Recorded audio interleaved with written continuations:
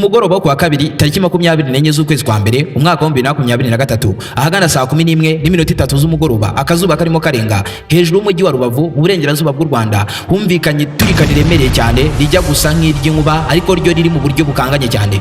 Gusa iyi si yari inkuba kuko ikirere cyari gikeye bihagije nta n'imvura yenda kugwa, ahubwo iyi yari misile yari isekuye ku ndege yo mu Rusiya yo mu bwoko bwa Sukhoi Su-25 ikoreshwa n'igisirikare cya Repubulika ya Demokarasi ya Kongo. Iyi ndege y'indwanyi karahabutaka yari yarengereye bikabije irimo gikatisa hejuru y'ikirere cy'u Rwanda mu buryo budasobanutse. Ibyafashwe nk'ubushotoranyi bukomeye bwa Repubulika Iharanira Demokarasi ya Kongo ku Rwanda kuko hari hashize igihe gito leta ya Kinshasa iteguje intambara mu buryo bweruye ku butaka bw'u Rwanda kubwo kurushinja gutanga ubufasha bwa gisirikare ku mutwe w'inyeshyamba wa M23 urwana mu burasirazuba bwa Repubulika Iharanira Demokarasi ya Kongo, ukaba umutwe urwana uhanganye n'ingabo za leta ndetse n'abafatanyabikorwa babo bose.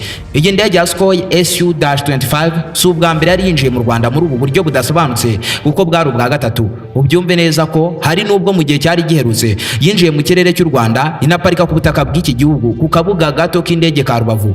Gusa icyo gihe nawabashije kumenya icyo iyo ndege yari igamije, cyane ko nahaparitse igihe gito kitarenze iminota 10 ihita yongera irahaguruka isubira ku kibuga cy'indege cya Goma. Icyo gihe cyarimo gikoreshwa n'abasirikare ba leta ndetse n'abasirikare b'abacancuro b'abazungu barimo barwana ku ruhande rwa leta ya Kongo. Kuri iyi nshuro ya gatatu iyi ndege ivogera ikirere cy'u Rwanda, igisirikare cy'u Rwanda cyari kihanze amaso kuko bari bamaze iminsi bayigaho cyane cyane ku kijyanye no kuyiha isomo rikomeye cyane.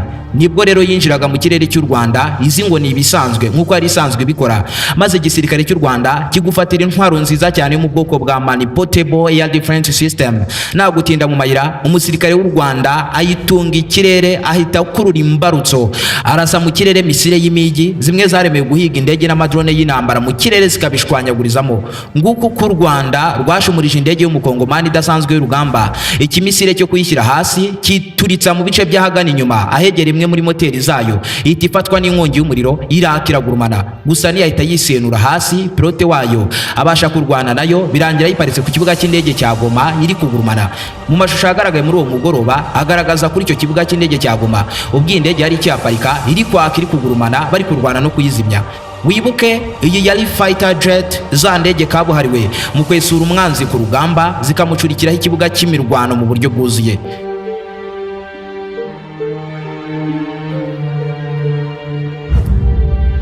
Ubundi indege z'amafighter jet nizo ntwaro za mbere umusirikare wese atifuza guhurira nazo ku rugamba. Ubyumve neza ko ni indege nto bishoboka, ariko ibintu zikora ku kibuga cy'imirwano nibyo byitwa irimbuka ntimeruka. Aho zibera mbi zigaragara zimaze guturitsa igipimo, kandi nabwo zikagaragara zirenga ku buryo guhangana nazo biba biri munsi yo kudashoboka. Izi ndege zirindwa mu bimw'abantu mwe kuko hari nizo muri ubu bwoko ziba zifite ubushobozi bwo kwinjira mu gihugu zikakirimbagura zikarinda zikata zigasubira aho zaturutse nta kibashije kuzitambika, ndetse siga zishwanyaguje intwaro z'igihugu zirinda ikirere zigaturitswa zidakozemo rwose.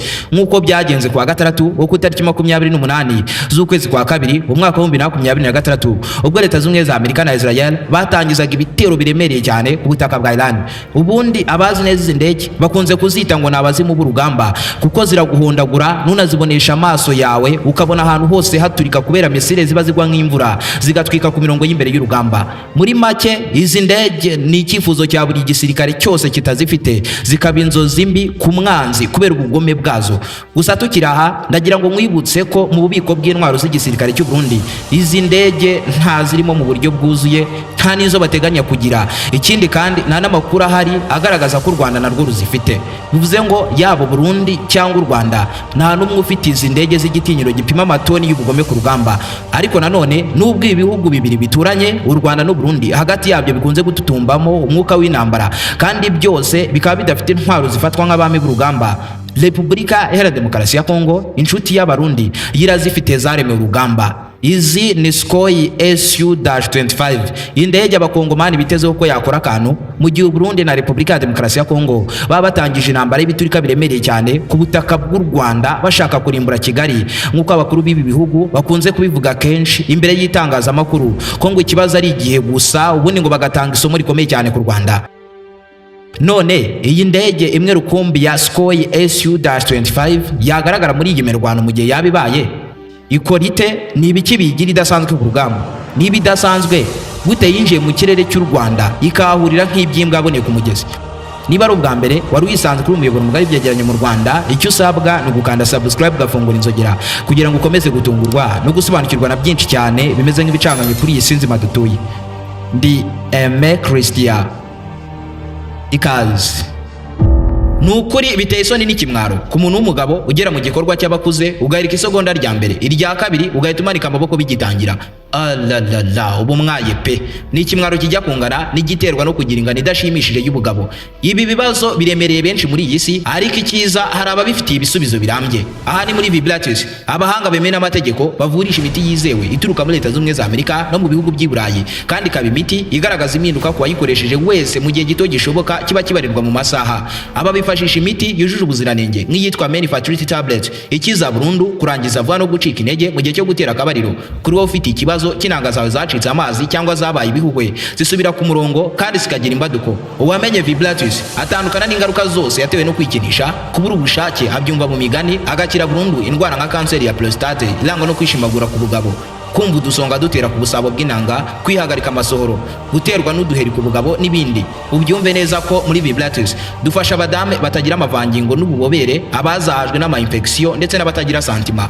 Isibye kuba imiti yacu tuyigusangisha aho waba uri hose mu gihugu cy'u Rwanda, niyo waba uri mu bihugu bya kure, iyo mu mahanga tuyikugezaho kuko dukorana na DHL ndetse n'iposta.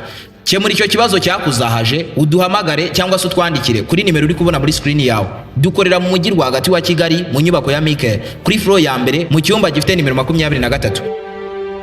Aho ni waba ararembejwe n'abajura, wikeka inyatsi ku buryo ntacyo ukora ngo kiguhire, mufitanye amakimbirane mu muryango, ukeka ko umugabo cyangwa umugore wawe yaba guca inyuma, nuhirwa mu rukundo, wabuze umukunzi cyangwa urubyaro, naho utageze waka kazi ariko warakabuze burundu. Igisubizo cy'ibi byose ni Muganga Ruti, ushyira iherezo ku bibazo byajujubije ubuzima bwawe. Muganga Ruti atanga umuti ugarura ibyibwe, agatanga umuti urinda abajura burundu, umuti ugaragaza abagabo n'abagore bacana inyuma, agashyira igitinyiro ku muntu cyangwa ikintu runaka, agakiza burundu inyatsi n'ibijyanye nazo, agatanga igihano ku wahemukiye undi. Ndetse uyu muganga anatanga umuti ku bakobwa babuze abagabo n'umuti ku babuze urubyaro, agatanga umuti ku babuze akazi burundu, akanavura burundu amarozi y'amoko yose. Muganga Ruti agukoraho rikaka aho waba uri hose mu isi. Icyo usabwa ni ukumuhamagara cyangwa ukamwandikira kuri nimero uri kubona muri screen yawe.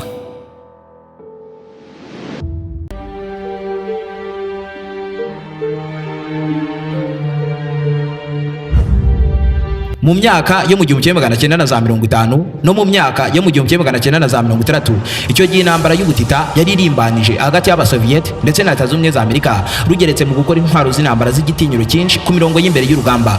Muri icyo gihe ibi bihugu byombi byari bikataje mu gukora intwaro ziganjemo indege z'intwanye karahabutaka ku mirongo y'imbere y'urugamba, zikaba indege zigerageza kubano kugira ngo zijye zibasha kwihuta ku muvuduko wo ku rwego rwo hejuru ku buryo kuzitambika byaba biri munsi yo kudashoboka. Muri iyo myaka bombi bari bahugiye mu gukora indege zihuta byegereye byari bitaraba mu mateka, ndetse zikaba indege zagurukiraga ku butumburuke bwo hejuru kure cyane y'ubutaka ku buryo ziri mu kirere utazibonesha amaso nta n'urusaku rwazo wakumva mu gihe waba uri ku butaka. Gusa izo ndege byasaga nk'aho zakoreye ibitero biremereye cyane byonyine, mu gihe abasirikare barwanaga ku mirongo y'imbere y'urugamba bo bari bakeneye indege nk'iyi ariko yo yabasha kubafasha kurwana ibegereye. Ubyumve neza ko ku mirongo y'imbere y'urugamba abakenewe indege nk'iyi igurukira hafi y'ubutaka ku buryo ibasha kubona neza hari umwanzi n'ibikoresho bye maze ikamuturitsanya nabyo bakaka bakagurumana. Indege byibura ibishobora kurimbura ibifaru ndetse n'ibyumba by'imitamenwa byo munsi y'ubutaka byakoreshwa n'umwanzi. Nguko uko Abarusiya batekereje gukora indege yakora ibyo byose ikajya ifatanya n'abasirikare kurwana kandi begere bihagije. Muri make bashakaga gukora intwaro irinda abasirikare ariko yo ikabikora iri mu kirere. Iyo bakoze ibishoboye byose bayise Sukhoi Su-25. Cyari igitekerezo gishya n'intwaro nshya, ariko kuyikora ntibyabagoye cyane kuko hari indege nk'iyi Abarusiya bari baragerageje gukora mu gihe cy'intambara kabiri y'isi yose, nayo yari ifite ubwo bushobozi bwose ku rugamba. Iyo yitwaga Ilyushin Il-2 Shatamovik. Ni indege zari zarakorewe kurimbagura ibifaru by'Abadage, icyo gihe byari bimeze nabi cyane, byica bigakiza mu ntambara kabiri y'isi yose. Ni indege Abarusiya bakorewe gushwanyaguza ibitwaro bya rutura byo ku butaka no kunyukagura amatwari y'umwanzi. Ubyumve neza ko izo ari zo ndege zakozwe ari nyinshi mu mateka yose y'ikorwa ry'intwaro, kuko icyo gihe hakozwe izigera ku 36,000 z'ubwoko bumwe gusa. Iki gihe abenshi banazitaga ngo ni flying tank, igifaru kiguruka. Izi ndege rero nizo bahinduyemo Sukhoi Su-25 bikozwe n'umugabo witwa Pavel Sukhoi nyirizina, akaba nyiri gushinga uruganda runini cyane rw'intwaro z'intambara rwitwa Sukhoi Design Bureau rw'Abarusiya, rumwe mu nganda uyu munsi zikomeye mu isi yose mu gukora intwaro zica zigakiza mu bikorwa bya gisirikare. Mbere yuko dukomeza ariko nyemerera nkwibwirira inkuru nziza ku baturarwanda ndetse nabo mu bihugu by'abaturanyi. Ndabizi abacuruzi benshi baracyagurwa no gukoresha IBM muri mudasobwa bitewe nuko bibasaba ubumenyi bikanabasaba igishoro cyo kugura imashini yo kubikora. Ariko se wari uzitwara agakoresho kameze nka telefone kajyamo IBM kandi kagasohora resi ako kanya? Bivuze ko bitakiri ngombwa kubanza kwiga mudasobwa, cyane ko aka gakoresho kanahendutse cyane. Ubyumve neza ko kanafasha mu kubara ibyacurujwe byose ndetse no mu bindi bikorwa bigiye bitandukanye. Iyi ni POS ntoya igendanwa ndetse n'ahandi wayisanga muri uru Rwanda uretse muri Prime Core Electronics, iduka rya mbere mu Rwanda ricuruza ibikoresho by'ikoranabuhanga ku giciro kinogeye buri wese. Aha niho usanga mudasobwa z'ubwoko bwose, kuva ku ntoya z'abanyeshuri, izo gukoresha mu kazi, iza MacBook kugeza no kuzama gaming zifite ingufu ziremereye cyane. Ndetse bakagira n'ama desktop y'ubwoko bwose, bakagira accessoires z'imashini nk'imigozi zicaginga, keyboard na mouse by'imigozi cyangwa wireless, n'ama stand ndetse n'ama bags z'ama laptop byiza cyane kandi bitaboneka ahandi ahari hose muri uru Rwanda. Dukorera mu mujyi wa Kigali mu nyubako ya Town Center Building TCB munsi ya Makuza Peace Plaza. Ku bindi bisobanuro ushobora kuduhamagara cyangwa ukatwandikira kuri WhatsApp yacu kuri nimero uri kubona muri screen yawe.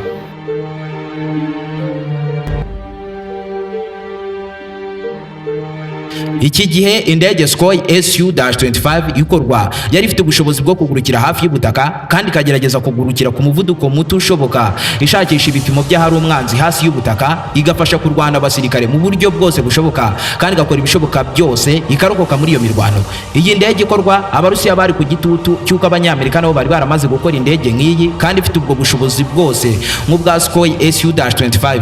Iyo Abanyamerika bakoze bo bayise Fairchild Republic A-10 Thunderbolt 2, abenshi bayitangwa ni Wolfhawk cyangwa Tank Killer kubera uburyo yo yaremewe kurimbagura ibifaru n'izindi ntwaro zo ku butaka ziremereye cyane nta muhwe. Ibiri hasi byose by'ikirere biri kugurukiramo irabitwika kandi mu gihe cy'amasegonda. Bivuze ngo iy'Abanyamerika ni iya Sukhoi Su-25 ni indege zombi zakozwe mu gihe kimwe, ariko zikorwa n'inganda ebyiri zitandukanye z'ibihugu bibiri byari bihanganye mu gukora intwaro muri iyo myaka. Sukhoi Su-25 ni indege y'intambara yakozwe n'igisirikare cy'Uburusiya binyuze mu ruganda rwitwa Sukhoi. Ni indege ibarirwa mu zindwanye karahabutaka zaremewe kurasana n'umwanzi hasi hejuru. Uyibonye bwa mbere, ikintu cya mbere uyibonaho nuko idasa nk'izindi ndege nyinshi zindwanye zigezweho uyu munsi, bitandukanye n'izirimo nka F-22 Raptor cyangwa Sukhoi Su-57. Zo zifite ukuntu zigaragara mu ishusho isa nk'igizwe n'ikoranabuhanga rigezweho cyane rya gisirikare. Su-25 byo bisa nk'aho ari no ikozwe mu byuma bikomeye nk'iby'igifaru cy'urugamba kandi nta nubwo ifite isura ishamaje kuko wagira ngo ni igifaru cya burende gifite amababa. Mu gihe izindi ndege nk'izi zindwanyi zo zifite ikizuru gikoranye ibyuma bizemerera kutagaragara kuri za radari zirinda ikirere, iya Sukhoi Su-25 yifite ikizuru cyaremewe guhangana ku rugamba kuko y'imbere hayo ihafite imbunda nini cyane yo gucucuma imvura y'amasasu ku mwanzi wahangana nayo. Ikindi kandi cockpit yayo hamwe pilote yicara hegereye ikizuru cyayo ku buryo pilote bimworohera kwitegereza hasi ku butaka, kuko mu gihe indege iri ku rugamba umusirikare uyitwaye amara igihe kinini ari gushaka ahari ibifaru by'umwanzi hasi ku butaka, ari gushaka aho umwanzi yitsimbye ndetse n'ahari imihanda iri gukoreshwa n'igisirikare bahanganye. Ikindi kandi ibyuma n'ibirahure birahakikije aho uyu musirikare uyitwara aba yicaye, ni ibyuma n'ibirahure by'imitamenwa bitinjirwa n'amasasu y'imbunda cyangwa ngo bikangwe n'ibiturika bya hato na hato. Ni indege ifite amababa ajya kuba manini ayifasha kuba yabasha kugurukira hafi y'ubutaka kandi ikaguruka iri ku muvuduko muto bishoboka ndetse nikoreye intwaro ziremereye cyane. Aya mababa y'iyi ndege ni nashyirwaho ibisasu bya za rokete, agashyirwaho ibiturika bikaze bya za bombe, agashyirwaho za misile, akaba ari naho hashyirwa amavuta akoreshwa mu gihe iyi ndege iri mu kirere iri mu gikorwa cya gisirikare. Muri make iyo Sukhoi Su-25 ipakiye byuzuye uyibonera ku mababa yayo kuko byose niho bishyirwa. Iyi ndege iparika ikanahagurukira ku mapine atatu, ariko umwihariko wayo nuko ifite amapine akomeye bihagije bituma ibasha guparika ku bibuga by'indege bibi cyane, aho izindi ndege zakwisukira zikabanza amazuru. Ni indege ifite ubushobozi bwo guparika ahadaparikwa n'izindi ndege, kandi ikabasha guparika mu mihanda yangiritse bishoboka cyangwa mu bice bigoye cyane, mu gihe izindi ndege bikora bimwe zo zitondera cyane imihanda zaparikaho. Sukhoi Su-25 ni indege ifite uburebure bwa metero 15 na santimetero 50 bwo kuva inyuma werekeza imbere, ikagira amababa n'igituza bya metero 14 na santimetero 40, ikagira uburebure bwa metero 4 na santimetero 80 bwo kuva hasi werekeza hejuru hayo. Ni indege ijya kungana nk'uko hahuriza hamwe bisi ebyiri zitwara abantu mu buryo bwa rusange mu mujyi wa Kigali, ndetse ikagira uburebure busomba bw'inyubako isanzwe itageretse yindi hejuru. Ni indege ikunze kugurukira hafi y'ubutaka, ikarasa ku bipimo maze igahita iburira mu myotsi, ku buryo kuyikurikiza umuriro w'amasasu bigorana cyane, mu gihe izindi ndege nk'izitwa MiG-29 zo ziba zarakorewe guhangana n'izindi ndege z'urugamba. Sukhoi Su-25 ifite ubushobozi bwo kuguruka ku muvuduko usatira kilometero 1000 mu isaha, umuvuduko ukubye inshuro hafi 10 umuvuduko imodoka nyinshi zigendera mu mihanda miremire y'ama highways. Ubyumve neza ko ni indege igurukira ku muvuduko wo hejuru gusumba indege z'ubucuruzi, ariko nanone uyu muvuduko wayo aba ari muto cyane ugereranyije n'umuvuduko w'izindi ndege z'intambara nk'izi z'indwanyi karahabutaka ku rugamba. Nk'urugero, mu gihe Sukhoi Su-25 ishyikira kilometero 1000 mu isaha imwe, indege abanyamerika bakoze y'urugamba iri mu zigezweho cyane yitwa F-16 Fighting Falcon yibasha kugendera ku muvuduko wa kilometero 2120 mu isaha, naho indi ndege y'Abarusiya yitwa Sukhoi Su-35 yikabasha kugurukira ku ntera kilometero 2500 mu isaha. Bivuze ngo mu isi yose hari indege nyinshi ziguruka ku muvuduko wenda gukuba kabiri izi z'ama Su-25, gusa n'ubundi umuvuduko kuri izi ndege z'ama Sukhoi Su-25 bisa nkaho nta kintu kinini uvuze cyane, kuko n'ubundi ziba zikoze nk'ibifaru biremereye cyane byaremeye kugenda hatagendwa. Kugira ngo usobanukirwe neza umuvuduko w'iyi ndege bihagije, ibaze ko ubugari bw'igihugu cy'u Rwanda kuva ku mupaka w'iburengerazuba kugera ku mupaka w'iburasirazuba hangana na kilometero 260 zonyine. Bivuze ngo iyi ndege yahagenda iminota 16 yonyine ikaba yambutse u Rwanda rwose.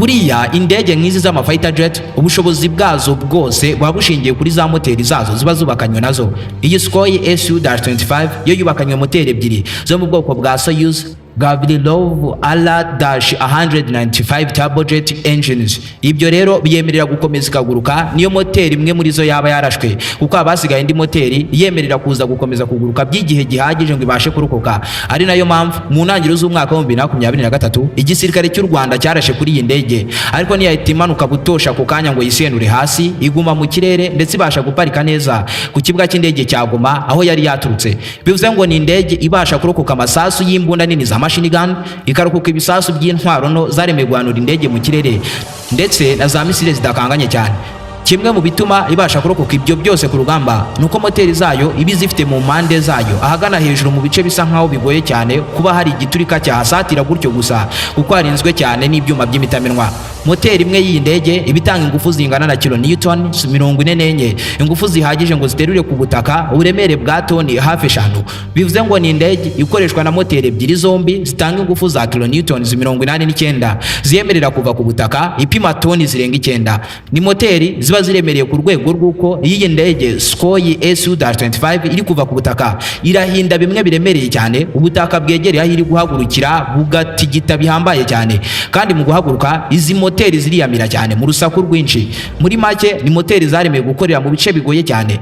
Icyiza cy'izi ndege kandi nuko iyo zirasiwe mu kirere cyangwa zikagira ikindi kibazo tekinike cyatuma zita zihanuka bitunguranye zikisenura hasi, ziba zikoranye ikoranabuhanga rya ejection system ryemerera pilote wazo guhita zivamo bwangu zikiri mu kirere, ku buryo izi ndege zikoze impanuka abapilote bazo babasha kurokoka, kuko ziba zikoranye intebe y'ubutabazi yo mu bwoko bwa Zvezda K-56 zitumbagira mu kirere ako kanya indege ikigira ikibazo. Iyi ndege ikoranye intwaro ya rutura yo mu bwoko bwa Graizev Shipnov 30x2mm Cannon. Iki ni ikibunda cya rutura gishyirwa ku ndege z'intambara, kiba gifite iminwa ibiri kandi yose irasa ku muvuduko wo ku rwego rwo hejuru. Ni imbunda ikorwa n'uruganda rwitwa KBP Instrumental Design Bureau, igapima ibiro birenga 100 kandi ikagira uburebure bwa metero 2 na santimetero 40, ikagira umunwa ureshya na metero 1 na santimetero 50, ikaba yabasha kurasa inshuro byibura zirenga 3000 mu munota umwe gusa, kandi karasa amasasu manini cyane kuruta amasasu asanzwe y'imbunda zisanzwe. Akaba amasasu yaremewe guhangana n'intwaro zo ku butaka zirimo ibifaru bemereye cyane ndetse n'ibibunda bya rutura birasira ku butaka birimo nka B-21 Grad, zimwe zirasa imvura y'ibisasu bya za rokete ku mirongo y'imbere y'urugamba, dore ko munsi y'amababa y'indege hari intwaro ikoranye nayo irasa za rokete ndetse n'ibiturika bya za bombe, akenshi biraswa mu matwari y'umwanzi, ku nyubako, ku biraro, ku bubiko bw'intwaro ndetse no ku birindiro by'umwanzi. Ubyumve neza ko izi ndege ziba zanarasa za misile ziba zagenzurirwa mu kirere na nyuma yo kuraswa, ikanagira za misile zo mu bwoko bwa R-60 zaremewe urugamba rwo mu kirere, indege z'intambara zihanganye hagati yazo. Rwose Sukhoi Su-25 ni indege ibasha kwikorera ibiturika n'ibisasu bipima tone enye hafi 5. Ni indege iba ihagaze hagera kuri miliyoni hafi 20 z'amadolari y'abanyamerika. Ni amafaranga menshi ariko ni make cyane ugereranyije n'izindi ndege ngenzi zazo zibasha kurwana ku rugamba, kuko nk'iyitwa F-16 Fighting Falcon y'abanyamerika yiba ihagaze arenga miliyoni 70 mu gaciro k'amadolari y'abanyamerika, mu gihe zirimo nka F-55 Lightning II zo ziba zihagaze arenga miliyoni 110 mu gaciro k'amadolari y'abanyamerika. Sukhoi Su-25 ni imwe mu ndege z'igitinyiro cyinshi cyane ku rugamba ziri mu karere ka Afurika y'Iburasirazuba. Niyo ndege ya mbere nziza kandi itinyitse mu ntwaro zose z'igisirikare cya Repubulika Iharanira Demokarasi ya Kongo, ndetse ngo iri mu zigomba gukoreshwa cyane mu bikorwa by'amaoperasiyo ya gisirikare mu gihe iki gihugu cyaba gitangije intambara ku butaka bw'u Rwanda mu buryo bwuzuye. Gusa kubera uburyo igurukira ku butumburuke buto kandi ikagenda ku muvuduko muto, bituma bisa nkaho byoroshye kuyihanuza misile z'imigi zimwe ziraswa n'intwaro zo ku butaka zirinda ikirere, cyane ko zikinjira mu gihugu zihita zigaragara kuri za radara ku kanya zicunga ikirere, kandi zo niziba zifite ubushobozi bwo guhangana n'intwaro nk'izi. Bivuze ngo ku rugamba iyi ndege bicunganwa n'intwaro yo ku butaka irinda ikirere. Ubyumve neza ko nubwo ari indege y'igitinyiro cyinshi ku mirongo y'imbere y'urugamba, ariko mu ntangiriro z'umwaka w'2023 umutwe w'inyeshyamba wa M23 watatswe n'iyi ndege mu bice by'umujyi wa Uvira, maze mu kwirwanaho wayihamye igisasu cya rokete ihita yakiragurumana ku kanya, ihanuka butosho yisekura ku nkombe z'ikiyaga cya Tanganyika, yose itubushwangi ku kigero gikabije. Bisobanuye ko ikoranye ikoranabuhanga rya nta kigenda ugereranyije n'izindi ndege zigezweho za none zirwana ku mirongo y'imbere y'urugamba zibarirwa mu bwoko bw'amafighter jet. Indege nk'izi abakongomani bazifite ari 5, ariko zahoze ari 6 havamo imwe M23 yasekuriye hejuru y'umujyi wa Uvira mu burasirazuba bwa Repubulika ya Demokarasi ya Kongo. Wibuke hari n'iyo u Rwanda rwarashe, gusa ntiyashwanyagurika bya burundu, ahubwo ihita ibinjyamani. Bivuze ngo ni nkaho hasigaye indege nke gusa zo muri ubu bwoko zakoreshwa ku mirongo y'imbere y'urugamba. Niba ari ubwa mbere wari wisanze kuri umuyoboro mbwa y'ibyegeranyo mu Rwanda, icyo usabwa ni ugukanda subscribe ugafungura inzogera kugira ngo ukomeze gutungurwa no gusobanukirwa na byinshi cyane bimeze nk'ibicanganye kuri iyi si nzima dutuye. Ndi Aime Christian, naho ubutaha.